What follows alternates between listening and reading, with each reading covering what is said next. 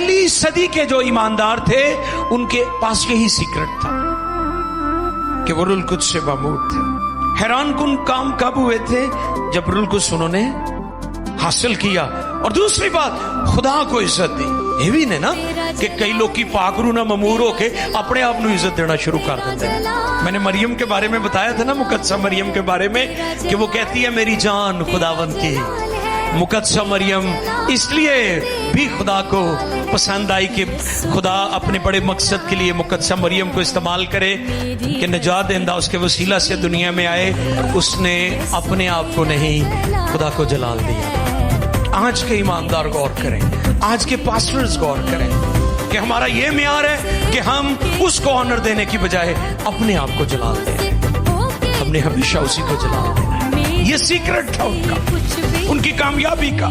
यीशु तेरा